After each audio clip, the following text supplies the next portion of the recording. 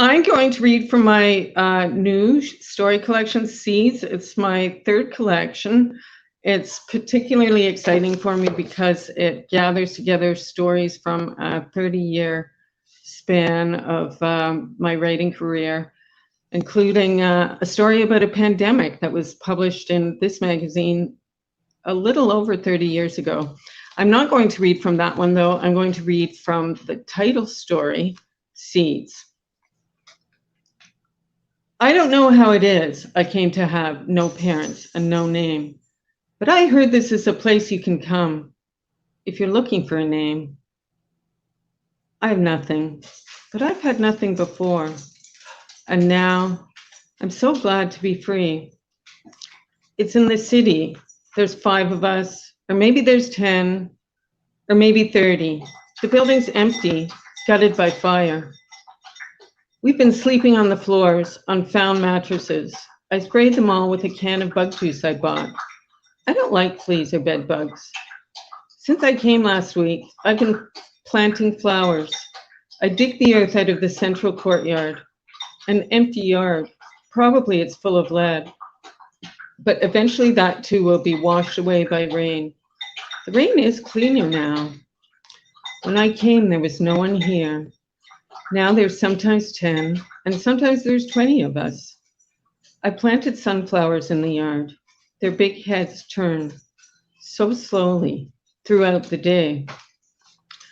I make window boxes out of some paneling ripped out of a wall. In them I plant geraniums, herbs, tomatoes.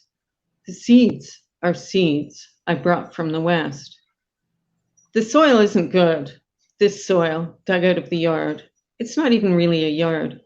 One day I wake up and there's chickens in it. Where did the chickens come from? It doesn't matter. They lay eggs and they'll be good to eat when winter comes.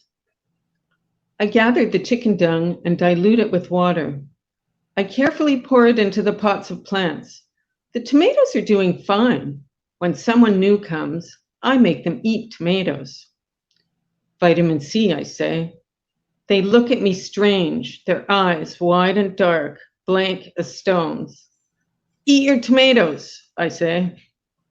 They're young, most of them. They're young, they're frightened, they're ready to fight, and yet their mouths are all open, as though they were expecting something wonderful to come out of nowhere, to fly in.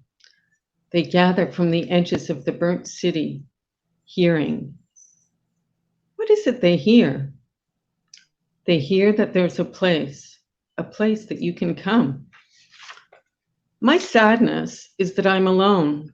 I'm older than everyone here. I must look after them all. They play with each other, giggling, combing one another's hair. They're like children, really. They run up and down the halls, delighted, discovering things, exploring. They like to rearrange, to take things apart and rearrange them. I remember I did that too. It's necessary if they're to learn. Why are we here and not somewhere else? Why are we here and not somewhen else? I look after the plants. I make the children eat them. I hope none of them will get sick with something I can't cure. I make them eat garlic and drink tea brewed from nettles. So they'll be strong, will not get sick. I dream of someone coming over the hill. A man, he'll be here soon. He'll help me in my work. I don't mind anymore. Being always alone, being lonely. I no longer look for anyone to fall into, to carry me. I make them drink their teas. I make them wash. I watch as they play their secret, whispering games. I don't mind anymore. Now I can do this. Now I don't mind not being one of them, but one of the others.